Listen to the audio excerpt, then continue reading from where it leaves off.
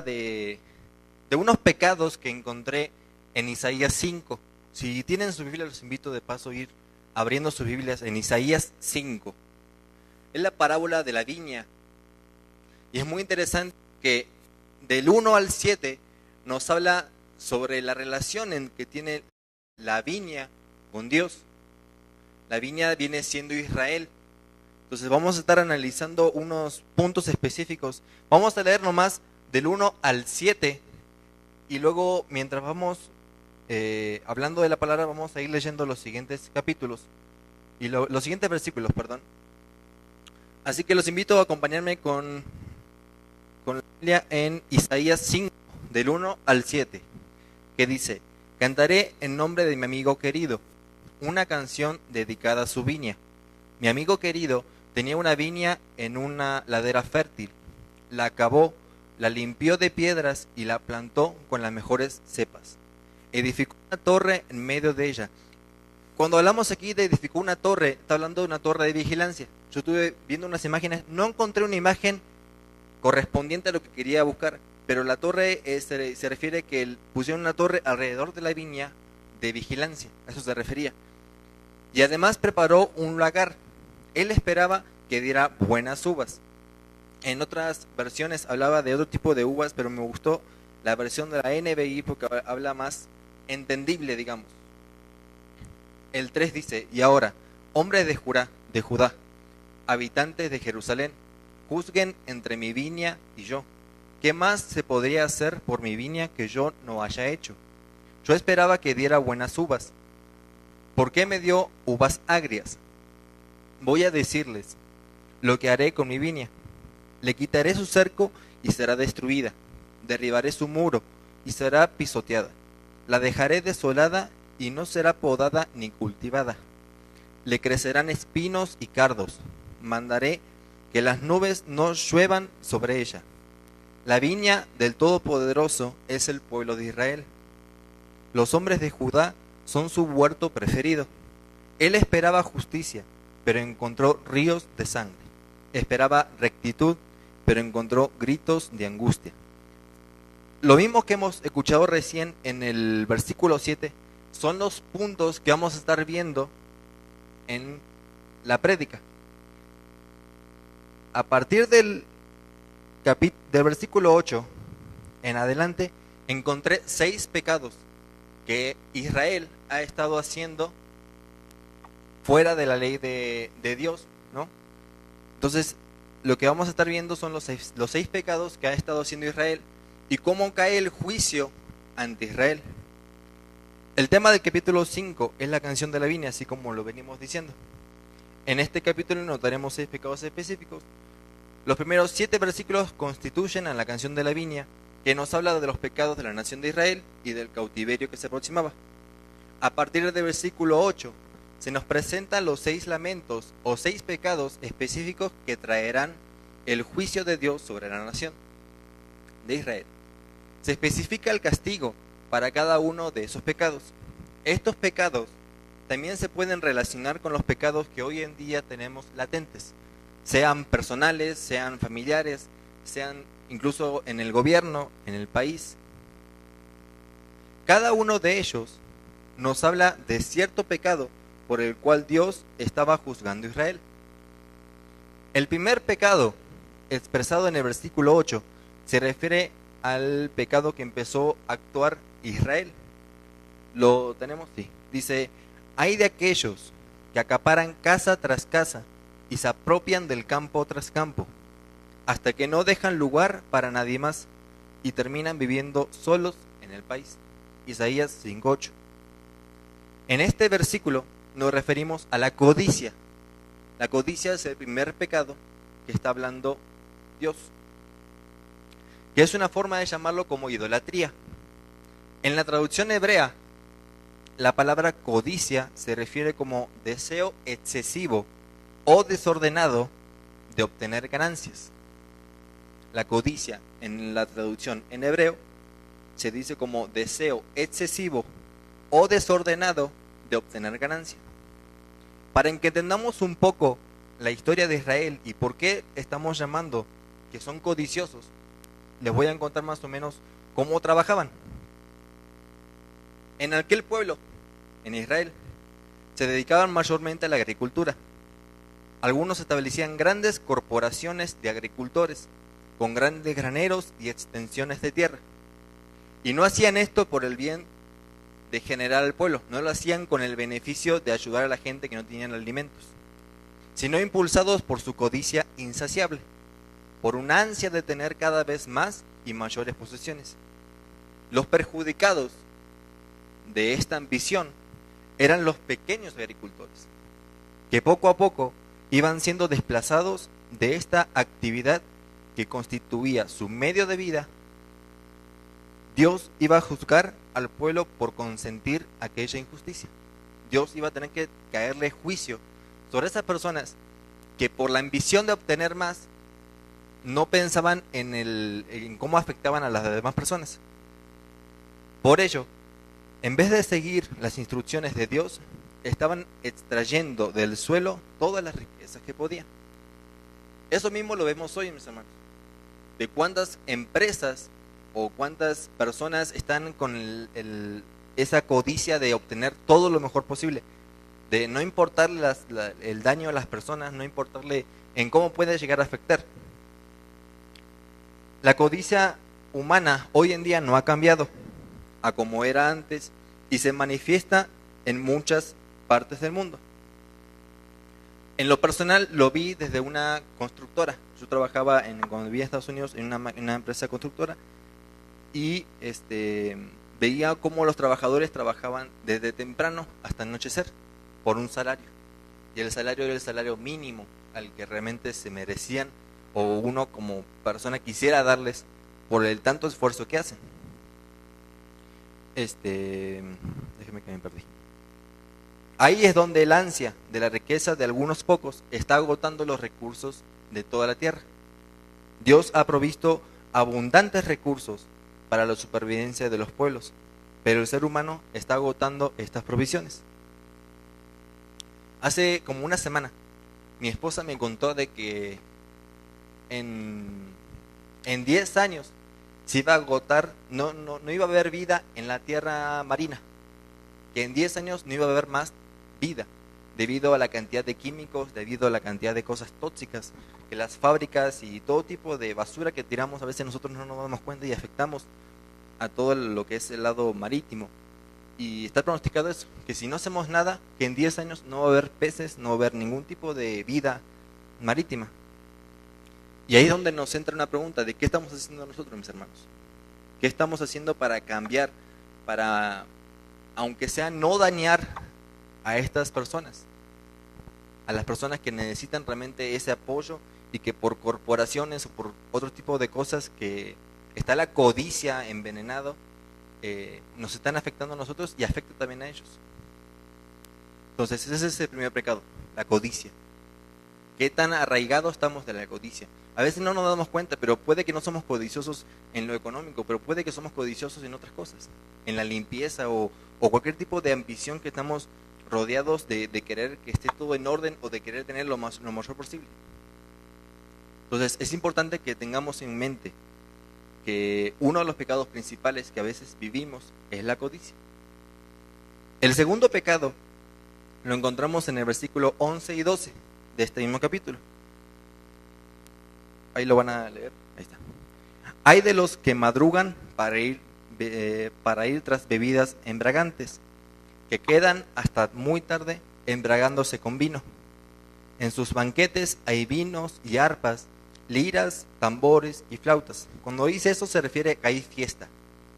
Cuando habla de vino, de arpas, de liras, tambores y flautas, habla de que las personas se embriagan y se ponen o se van de fiestas y hasta amanecer. Pero no se fijan en los hechos del Señor, ni tienen en cuenta las obras de sus manos. En este segundo pecado se menciona la embriaguez. Otra forma de llamarlo el pecado, yo lo llamé como el placer. Ellos conducen al embotamiento de toda percepción espiritual. El crecimiento del alcoholismo en estos últimos años ha afectado a personas cada vez más jóvenes, y lo hemos visto, la verdad. Niños con 15 años para abajo también a veces tenemos en casos de que están ya con el alcohol, ya con las drogas, son placeres que son pecados. Más jóvenes, y una de las mayores causas de accidentes, de enfermedades físicas y trastornos mentales son estas mismas adicciones. El placer del alcohol, el placer de las drogas, son placeres que al fin y al cabo nos afectan, tanto en un accidente, en una enfermedad física, en trastornos mentales, y eso hablando nomás de uno mismo, sin mencionar en cómo afecta a las demás personas en nuestro entorno. Ya en la época de nuestro relato, en la época que estamos en la palabra, causó estragos y fue rebajando el nivel de Israel, moral de la nación de Israel, hasta destruir como un cáncer las partes vitales. Ya en la época en que estamos relatando, fue rebajando el nivel moral de la nación de Israel hasta destruir como un cáncer sus partes vitales. Este aumento del alcohol y otros placeres que nos llevan a pecar es una noticia de actual que deberíamos llamarnos mucho la atención a una reflexión seria con respecto a Dios, que es el único que tiene el poder para liberarlas de estas destructivas esclavitudes. Solamente Dios, solamente creyendo en Dios, solamente guiándonos por medio de su palabra, vamos a poder quitarnos estas adicciones o estos placeres. No hay otra manera. Ahora, Dios tiernamente en el mismo capítulo lo dijo que iba a suceder. Lo vemos en el versículo 13, que dice: por lo tanto, mi pueblo es llevado a cautivo, porque no tiene conocimiento. Sus nobles se mueren de hambre y la multitud está seca de sed. Debido al estilo de vida de Israel, mis hermanos, ¿qué estilo era? De la codicia, de querer tener todo, así como lo vimos con los agricultores, de no importarle la vida de los demás, de cómo estaban con el tema de las fiestas, del alcohol, en ese tiempo lo que es cualquier tipo de adicción. Debido a ese tipo de vida, ellos tuvieron que experimentar varias consecuencias. La peor de ellas era el exilio. En esa experiencia estaban incluidas la muerte de hambre y de sed. Muchos morirían por esas razones, tanto los nobles como la gente común, porque la muerte no respetaría rango. La muerte no iba a respetar rango ni categoría social. Si continuamos leyendo en el versículo 14, dice: por eso ensanchó su interior el Seol, y sin medida extendió su boca, y allá descenderá la gloria de ellos, y su multitud, su fausto, y en el que en él se regocijaba. La palabra Seol, hermanos, significa lo que el sepulcro reclama. Lo encontramos encontramos la misma palabra en Proverbios 30:16, que dice: el Seol, la matriz estéril, la tierra que no se sacia de agua, y el fuego que jamás dice basta. El Seol significa lo que el sepulcro reclama. Más que nada se puede definir como lo que la muerte está reclamando. La palabra Seol al principio no tuvo idea de su localidad, pero con el tiempo se llegó a la conclusión de que ya que Dios estaba en el cielo, el infierno debería estar abajo. En el Antiguo Testamento se encuentra la palabra Seol, pero en el Nuevo Testamento la palabra que se utiliza es el Hades.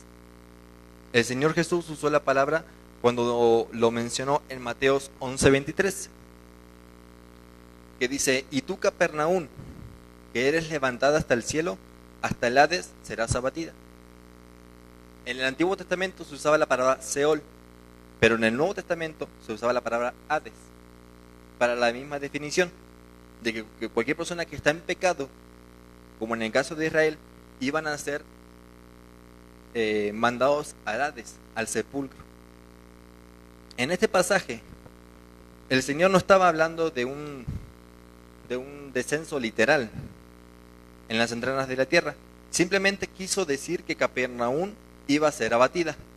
Y todo lo que tenemos que hacer hoy en día es visitar las ruinas. Creo que hay una imagen de Esas son las ruinas de Capernaum, lo que queda, digamos. Y siempre atribuimos fuertes connotaciones morales a los términos que indican dirección hacia arriba y hacia abajo. Hacia arriba, por conciencia o por lo que nos fueron enseñando, asociamos que está Dios, y hacia abajo al infierno. En este pasaje de Isaías que estamos estudiando, el profeta estaba diciendo que la nación de Israel iba a ser abatida, así como fue con Capernaum. Serían llevados al cautiverio, derribados hasta la tumba, y la gloria de la nación se convertiría en polvo debido a su entrega de embriaguez y los placeres. Debido a la cantidad de pecados que tenía Israel, Dios iba a abatirlos, iba a dejarlos en la ruina, así como está en la imagen. El tercer pecado, hermanos, lo encontramos en el versículo 18. Versículo 18 que dice: hay de los que traen iniquidad con cuerdas de falsedad, y el pecado como con yuntas de carreta. En otra manera más de hoy, digamos más al día, podemos traducirlo de esta manera: hay de aquellos cuya maldad es ayudada por palabras de mentira, y quienes en su orgullo e incredulidad desafían la ira de Dios. En este hay que encontramos en el versículo 18, encontramos el tercer pecado. En este cuadro en este cuadro de una nación entregándose a sí misma, abandonándose al pecado, sin ningún rastro de vergüenza y conciencia, encontramos que están casi como provocando, desafiando a Dios, porque están diciendo de que con la mentira están, con la maldad le meten la mentira para lograr su objetivo. Y continuamos diciendo en el 19, que dice: los cuales dicen, venga ya, apresúrese su obra y veamos, acérquense y vengan el propósito del Santo de Israel, para que lo sepamos. En otras palabras, mis hermanos, ellos estaban desafiando a Dios para que se hiciera algo en cuanto a sus pecados. En este pecado no se menciona ningún castigo a comparación de los anteriores, pero si vemos el versículo 18 y el versículo 19, no encontramos una palabra que pueda definir tampoco el pecado que Israel estaba cometiendo. El mismo silencio, creo yo, que guarda aquí causa temor. El mismo silencio de no definir, digamos, el pecado, ya me causa temor, porque es demasiado terrible para mencionar. Es una provocación a Dios en el cual ellos están inundados de pecado, y en lugar de acercarse y voltear a Dios para pedirle perdón, lo están provocando. Entonces, la historia de la deportación de la nación de Israel a Babilonia nos dice algo en este terrible juicio de Dios sobre un pueblo que había pecado con impunidad contra él y que la había desafiado. Dios los juzgaría. En un momento u otro Dios iba a juzgar a estas personas, porque Dios, mis hermanos, Dios es un Dios de amor. Eso ya lo hemos visto en la palabra. Dios es un Dios que siempre va a tener misericordia sobre nosotros, siempre nos va a perdonar, siempre va a estar ahí con su gracia para limpiarnos. Pero cuando llegamos a un punto de desafiarle y darle la espalda, entonces no nos queda otra más que esperar el juicio. No, ya estás en un punto en el que no estás pensando realmente las cosas, lo que estás haciendo. Porque si estás inundado al pecado así como es de Israel, y como dije recién, en lugar de darte vuelta para pedirle perdón, lo estás provocando. Lo único que te va a caer es ira, es la ira de Dios. Y el juicio llega. Y hay demasiados ejemplos en la historia como para negar esta realidad. A menos que usted quiera cerrar los ojos y no creer en la historia y en los ejemplos que Dios nos da, tanto en la Biblia como también en la historia de la humanidad, que vimos cómo Dios fue cambiando a las personas, cómo hemos pasado por muchos tiempos de oscuridad y aún así hemos renacido. Si no creemos, si estamos cegados en ese punto, es la única forma en que vamos a esperar el juicio, porque no hay no hay no hay otra manera, digamos. El pastor de la casa, aquí en Centro Cristiano Quirios, nos mencionó hace unos domingos atrás que el castigo de Dios será peor para aquellos que conocen a Dios y deciden alejarse, de los que no conocen a Dios. Y esto es para aquellos que dicen ser cristianos. Este mensaje es para aquellos que dicen ser cristianos, que dicen amar a Dios y dicen servirle, pero cuando salen de la iglesia vuelven a sus vicios, vuelven con sus amantes, con su alcohol, vuelven a caer en las drogas y tantos otros pecados que a veces no manejamos tanto aquí en el púlpito, pero que están latentes. Hay de ellos, así como dice en el versículo 19 y en el versículo 18, hay de ellos, porque el juicio de Dios le caerá sin previo aviso. Debemos mantenernos en la luz. Debemos mantener nuestros principios en oración y en la palabra. Los principios que nuestros padres nos han inculcado, o que la palabra nos ha inculcado, o que una vecina nos ha enseñado. Estos principios son los que nos mantienen rígidos en la palabra. Haciendo esto, nos hacemos más fuertes ante las tentaciones y las adversidades. Continuando leyendo con el versículo 20, dice, hay de los que lo malo lo dicen, no, hay de los que a lo malo dicen bueno, y a lo bueno dicen malo, que hacen de la luz tinieblas, y de las tinieblas luz, que ponen lo amargo por dulce, y lo dulce por amargo. Isaías 5:20.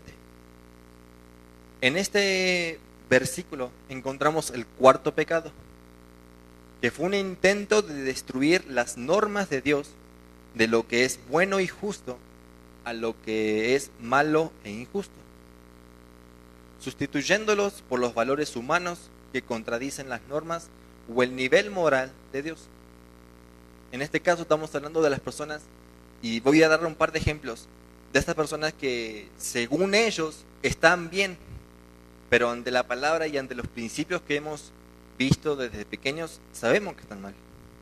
Esta es la confusión que se produce en una nación cuando sus miembros abandonan a Dios después de que Él los ha bendecido en el pasado por haberle reconocido como un primer momento.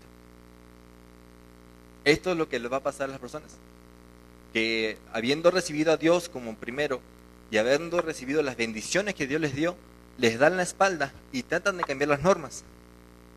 Nosotros hoy en día vivimos en una sociedad que tiene esta confusión en cuanto a normas del matrimonio. La sociedad secular admite que un hombre y una mujer vivan juntos sin estar casados, y las leyes lo reconocen como una pareja. De hecho, creo que no sé cuántos años, creo que se cumplen como 3 años, ya se los toman como un matrimonio. Dios ha manifestado en su palabra que esta situación se reconoce como una relación en adulterio. Y aquí vemos el contraste entre el nivel de las normas divinas y el nivel de las normas humanas, de la sociedad humana, que ha acomodado sus criterios morales y situaciones que esa sociedad no puede controlar ni evitar. Son decisiones que la misma sociedad ha hecho por beneficio propio, pero están en contra de la ley que Dios nos da. Otro ejemplo muy claro, y eso lo hemos experimentado, es de la igualdad de sexo, que hoy por hoy es uno de los temas más controversiales. Ver cómo países enteros están poniéndose a favor de que un niño pueda ser niña si lo desea, o viceversa. Esas cosas ante los ojos de Dios son abominaciones, que un día caerá juicio para aquellos que están a favor y los que hicieron que esto se alega. Va a haber juicio para esas personas que hoy en día firmaron para que esto sea legal, para que los niños podamos decirle con libertad de que si quiere ser niña, que puede ser niña, o al revés. Para esas personas hay un juicio especial. Y continuamos con el 21, que dice, hay de los que son sabios ante sus propios ojos, de los que son prudentes delante de sí mismos.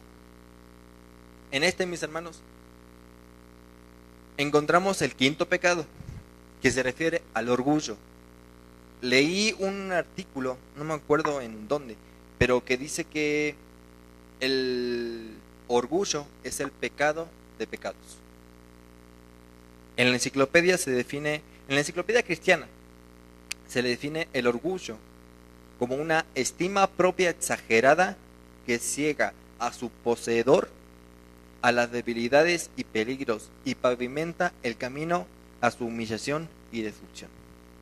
Según la enciclopedia cristiana, el orgullo es la estima propia exagerada que ciega a su poseedor a las debilidades y peligros y pavimenta el camino a su humillación y destrucción. El orgullo, como bien dije recién, es el pecado de pecados. Fue el pecado del orgullo lo que llevó a Eva a comer de la fruta prohibida. Lo vemos en Génesis 4:6, que dice: pero la serpiente le dijo a la mujer: no es cierto, no morirán. Dios sabe muy bien que cuando ustedes coman del fruto de ese árbol podrán saber lo que es bueno y lo que es malo, y entonces serán como Dios. Y la mujer vio que el fruto del árbol era hermoso, y le dieron ganas de comerlo y de llegar a tener ese entendimiento. Ese es el punto principal del orgullo, del querer saber lo que sabe Dios, sin importar el daño que iba a causar. Así que cortó uno de los frutos y se lo comió. Luego le dio a su esposo y también comió. Génesis 3, del 4 al 6. Mis hermanos, para bajarlo a hoy, un ejemplo sería que si usted estudia duro, si quiero estudiar mi licenciatura, mi maestría, mi doctorado, porque quiero llegar a ser un maestro y así poder edificar a otros y ayudar a crecer a otros, eso está bien. Eso no es orgullo, es amor hacia los demás. Ahora, pero si yo estudio solamente para acumularme como conocimiento para mí mismo, de manera de poder decir que usted sabe menos que yo y que su enfoque sea únicamente de uno mismo, ahí entra el orgullo. No hay otra forma de llamarlo más que orgullo, porque el objetivo principal es mi beneficio. Dios detesta este pecado por encima de todas las demás. En Proverbios 6, 16 y 17, el escrito coloca a los ojos que se enaltecen por el orgullo como el primero de una lista de pecados que Dios detesta. Lo vemos que dice: hay 6 cosas que el Señor aborrece y 7 que le son detestables: los ojos que se enaltecen, ahí entra el orgullo; la lengua que miente, lo vimos en el anterior; y las manos que derraman sangre inocente. Esos son los que están metidos en el orgullo. Y aquel que conoce a alguien que sea orgulloso o que sepa que anda en ese tipo de mentalidades, trate de mostrarle la palabra, porque lo contrario será un castigo. No hay otra expresión de llamarlo. El sexto pecado, mis hermanos, lo vemos en el versículo 22 y 23, que dice: hay de los que son valientes para beber vino y hombres fuertes para mezclar bebidas, y los que por soborno declaran justo al culpable, y al culpable le quitan su derecho. Eso mismo que hemos leído recién lo hemos experimentado, la parte que dice: los que por soborno declaran culpable al injusto. ¿Cuántas veces hemos visto injusticias de parecido por dinero?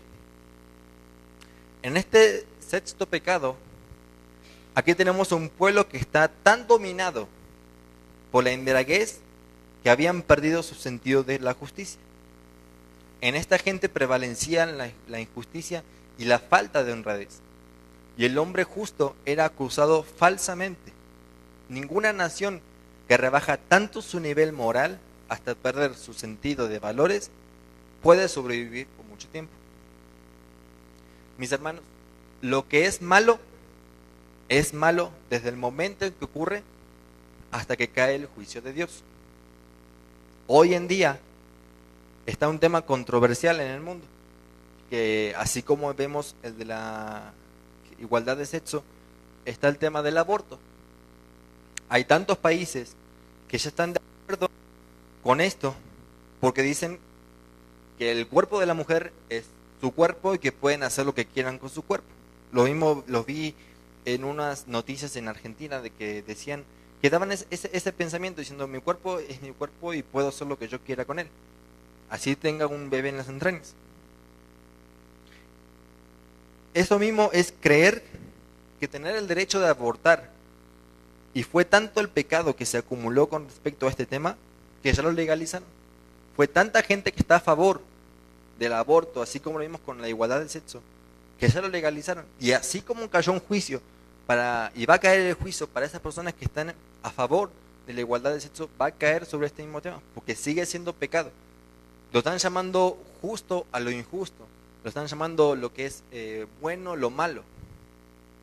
Y aquí en México, también me contaba aquí el pastor, mi suegro, que en México se ha parado, gracias a Dios, la legalización del aborto, que ya van 4 años, y que sigue parado y no se va a legalizar, primero Dios.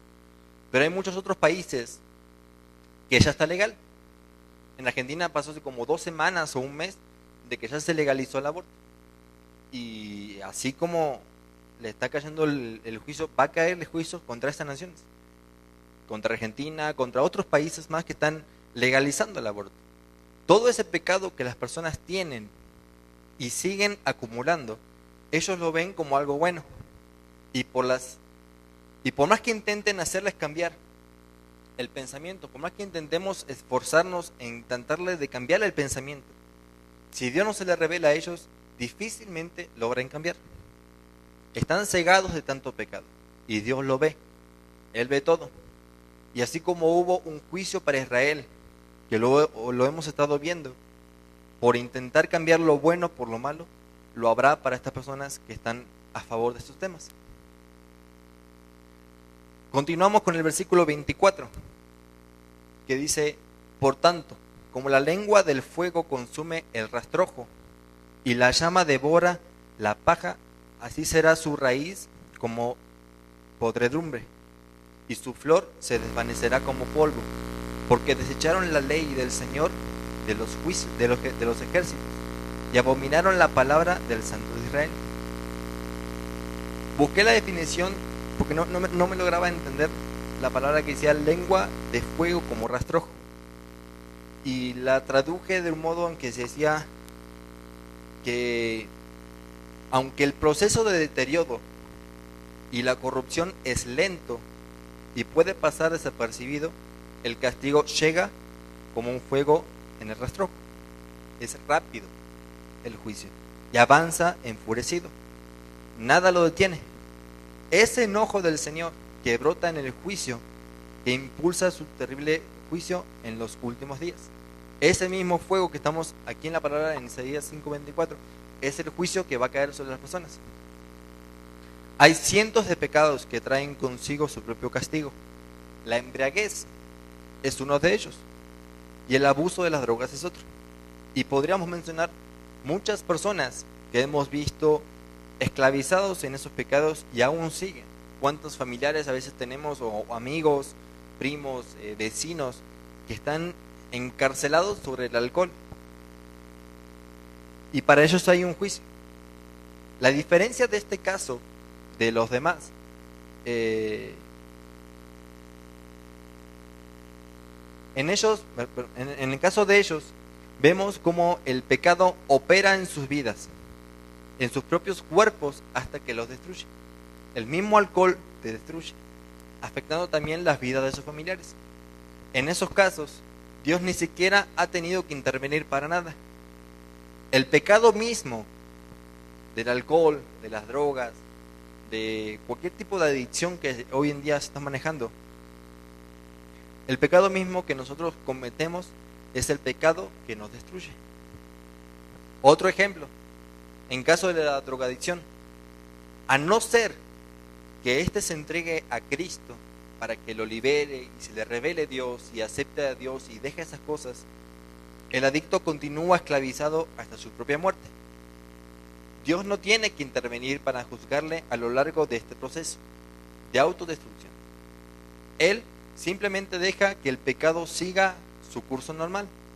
Y lo mismo sucede con la adicción progresiva del alcohol, que acarrea el juicio de la persona esclavizada por el vicio.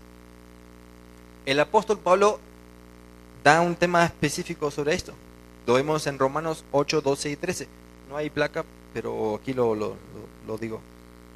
Que dice que si vivimos conforme a la naturaleza pecaminosa, moriremos. Si vivimos bajo la naturaleza pecaminosa, moriremos. Dios requiere un rompimiento completo para interrumpir la dependencia de esos vicios. Se requiere un rompimiento, un quebranto. Es cuando a veces hablamos de que necesitamos aceptar a Dios para que haya un cambio. Eso se le llama también como rompimiento, en el cual dejamos al viejo hombre y entra en nuestro nuevo hombre. Y si una persona no está dispuesta, si una persona está dispuesta a recurrir a Dios entregando su vida a Cristo por fe, después, ya como hijo suyo, le expresa su deseo de liberarse de estas esclavitudes, poniendo su parte, obviamente, la buena disposición y el compromiso de hacerlo. Dios con su poder actuará, suplirá lo que la debilidad humana no puede lograr. Solo con esas maneras podemos dejar a un lado todas estas cosas. Los invito a ponerse de pie, mis hermanos. Yo no sé, la verdad, cuáles son los